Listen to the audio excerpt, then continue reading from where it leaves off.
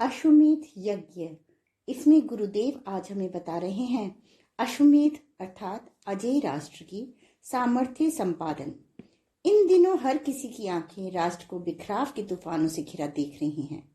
इस आंधी में एकता के तिनके समेटे जा सकेंगे, किसी को कल्पना तक नहीं उठती। पंजाब, कश्मीर, आसाम आंधी के इन्हीं हिचकोलों में झूल रहे हैं। अलगाव में तत्पर आतंक फैलाने में जुटे संगठनों की फहरिस्त बनाई जाए तो एक पुस्तक के पृष्ठों का कलेवर शायद छोटा पड़ जाए। इन विपन्नताओं विषमताओं का कारण एक ही है, राष्ट्रीय भावना का अभाव। इसके विकसित हुए बिना नागरिकों में संवेदना और साहस कदापि नहीं पैदा हो सकता। जिसके वशीभूत हो वे अपने स्वार्थों को इदम राष्ट्राय इदम न मम कहते हुए राष्ट्र देवता के लिए निछावर कर सके। देश की प्राचीन स्वर्ण युगीन परिस्थितियों के पीछे नागरिकों की यही भावना थी। विख्यात इतिहासकार A.L. वॉशम ने अपनी पुस्तक the wonder that was India, Bharat जो आश्चर्य था, में लिखा है, यही यदि कहीं के निवासियों ने अपने राष्ट्र को जीवंत, जागृत और उपास्य माना है तो वह भारत है। उनके अनुसार अश्वमेध राष्ट्र उपासना की सर्वाधिक प्रचलित प्रक्रिया थी, जिसका अनुष्ठान शासक, क्षत्रिय, मनीषी एवं जनसमूह सभी मिलजुल कर करते थे। इसी के द्वारा न केवल राजनीतिक क्षितिज पर बल्कि आर्थिक, भौतिक और सामाजिक दायरों में भी विकास के मापदंड स्थापित किए गए। शतपथ ब्राह्मण में अश्वमेध के इसी स्वरूप को स्पष्ट करते हुए कहा गया है, श्री वै राष्ट्रम राष्ट्रम वै अश्वमेधः तस्मात् राष्ट्री अश्वमेधेन यजेत सर्षः वै देवतः अश्वमेधे अव्यतः तस्मात् अश्वमेध यथाजी सर्वदिशो अभिजयति। अर्थात वर्चस्वी राष्ट्र है, राष्ट्र ही अश्वमेध है। राष्ट्रपरायण अश्वमेध करें। देवगण यज्ञ में सम्मिलित होते हैं। अश्वमेध का संयोजक सर्वविजयी होता है। यजुर्वेद संहिता में अग्निश्च में अश्वमेधश्च में यज्ञेन कल्पन्ताम में राष्ट्र को अखंडित होकर रहने की बात कही गई है। इसके अनुसार अश्वमेध यज्ञ का अनुष्ठान राष्ट्र की अखंडता के लिए किया जाता है। इतिहास के पन्ने इस बात की हामी भरते हैं कि जब जब राष्ट्रपरायण लोकहित में समर्पित शूरवीरों, भावनाशीलों के मन में राष्ट्र को संगठित समर्थ बनाने की ललक जगी, अश्वमेध यज्ञ संपन्न किए जाते रहे। पृथु, अम्बरीश, नहुष, दिलीप, रघु आदि शासकों, वशिष्ठ, याज्ञवल्क्य, देवल आदि क्षत्रियों द्वारा अश्वमेध संपन्न करने के विवरण इतिहास पुराणों में मिलते हैं।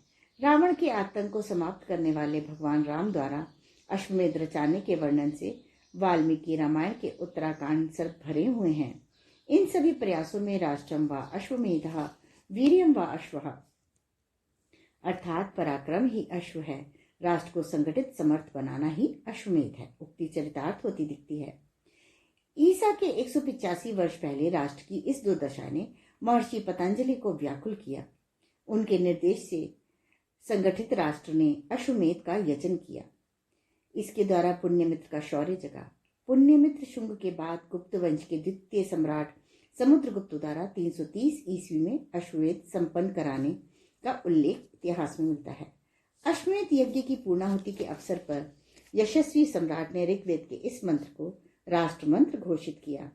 अहम राष्ट्रीय संगमनी, दोबारा पढ़ूंगी, अहम राष्ट्रीय संगमनी वसूनाम चिकीतुषी प्रथमा यज्ञानाम ताम मा देवा व्यदधु पुरुतरः भूरिस्थात्राम भूर्यावेशयन्तीम।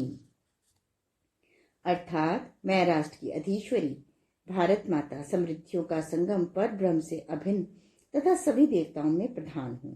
पूरे परिवेश में मैं ही स्थित हूँ।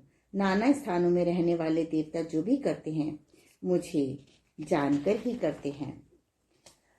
भाष्यकार महिधर ने यजुर्वेद का भाष्य करते हुए कहा है, तेष्वारण्यः सर्वे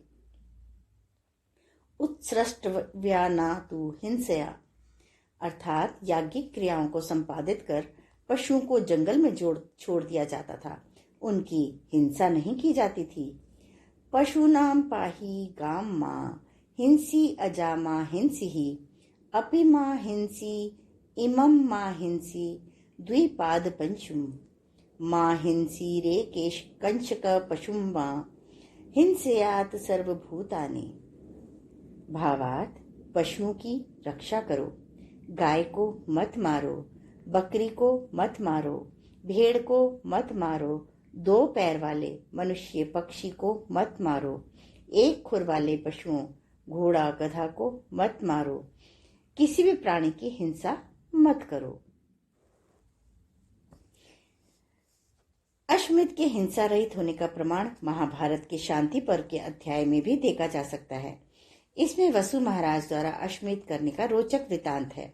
इसमें आचार्य बृहस्पति के अतिरिक्त कपिल, कठ, कंठ, तैत्री आदि ऋत्विक थे।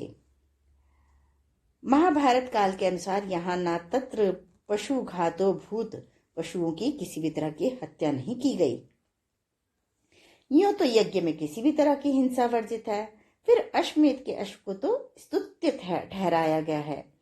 आचार्य महीधर के शब्दों में, हे अश्व, यस्तम भिदा असि अभिधीयते स्तयत इत्यभिधा, अर्थात हे अश्वमेध के अश्व, आप स्तुत्य हैं। इस तरह इन सब का गहराई से अध्ययन करने वाले डॉक्टर ब्लूमफील्ड ने न केवल इसे राष्ट्रीय उपासना की संज्ञा दी, बल्कि अपने ग्रंथ आइडियाज एंड इंस्टीट्यूट्स इन वैदिक इंडिया में भी कहा है, क्या ही सुखद हो यदि विश्व के सभी राष्ट्र उपासना की इस पद्धति को अपनाकर अपनी संगठन सामर्थ्य और चरित्र बल की वृद्धि करें।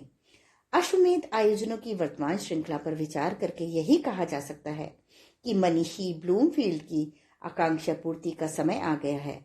राष्ट्रीय मानवीय भावनाओं को विकसित करने वाली यह योजना न केवल भारत वरन समूचे विश्व को नया रंग, वातावरण, एक उच्चतर भावना, एक बड़ा उद्देश्य प्रदान करेगी। इसके परिणाम में यदि राष्ट्र शब्द विश्व राष्ट्र का व्यापक बोध कराने लगे तो किसी को आश्चर्यचकित नहीं होना चाहिए। आज के स्वाध्याय का क्रम यहीं समाप्त होता है। धन्यवाद।